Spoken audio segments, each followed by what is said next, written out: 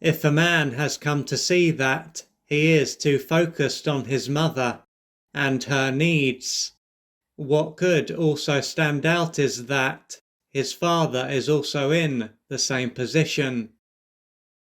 After this, what could enter his mind is that his mother is using both of them.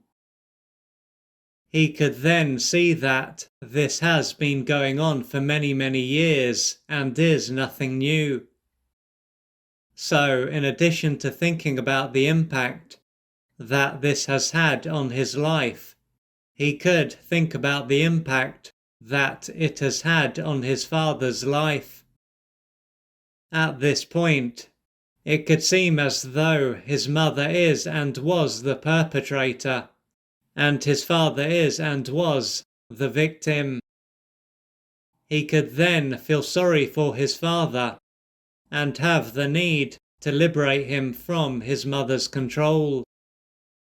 If so, there will be what he needs to do to change his life and what he needs to do to help his father. But although he wants to help his father, there is a chance that his father won't want to be helped. Now, even though it can seem as if his mother is the bad one and his father is the good one, what if there is far more to it? Of course, on one level, his father will be being used and will have been used for many, many years. However, his father is and was an adult. He is not and was not a powerless and dependent boy. Thus, he doesn't have to live in this way, and didn't have to live in this way all of those years ago. This is not about him turning his back on his father. What it is about is him seeing him clearly. With this in mind, as his father is and was an adult, it is up to him to change his life, and it was up to him to stand his ground very early on. Furthermore, as his father didn't stand up for him all of those years ago, it allowed his mother to take advantage of him. If, on the other hand, his father had stood up for him and been there for him, this stage of his life would have been very different. After thinking about this for a little while, he could start to see his father differently. Not only this, but he could go from feeling sorry for his father to feeling angry and let down by him. This can show that he saw his father as having as much power as he did during his early years. Due to this, he wouldn't have been able to realize that his father was an adult, not a child. Below the anger and perhaps rage that he feels toward his father, he could feel rejected and abandoned by him.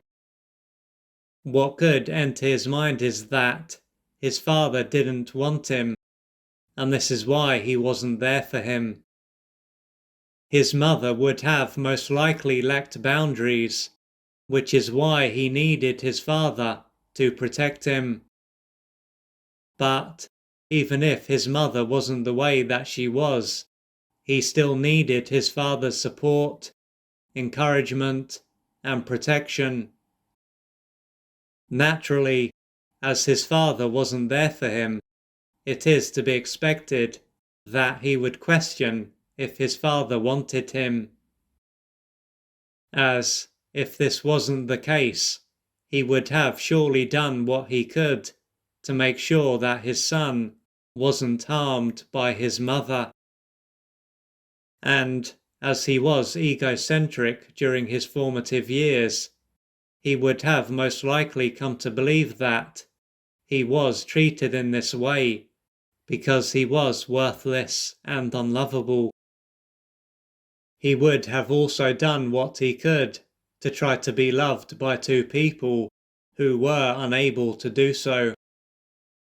When it comes to why his father was unable to be there for him and turned his back on him, it is likely to be a consequence of what was going on for him. It was then not that there was anything wrong with his son. If his father practically did just about everything he could to please his son's mother, irrespective of whether that meant ignoring the harm that she was doing or harming his son, it is likely to show that he had a fear of being abandoned. Thanks to this, his priority was to make sure that his son's mother didn't leave him, not to provide his son with what he needed to grow into a strong and powerful man.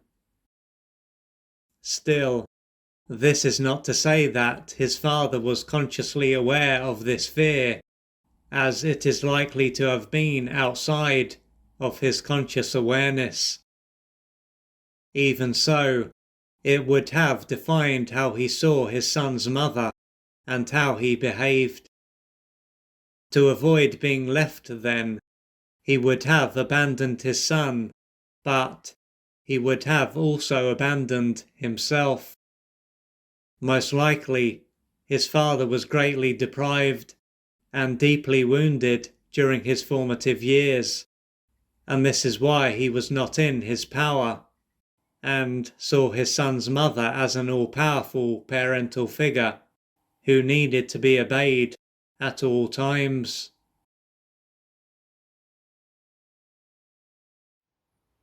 If you would like to find out more about the services that I offer, please go to www.oliverjrcooper.co.uk or email me at info@oliverjrcooper.co.uk, and I'm looking forward to assisting you on your journey.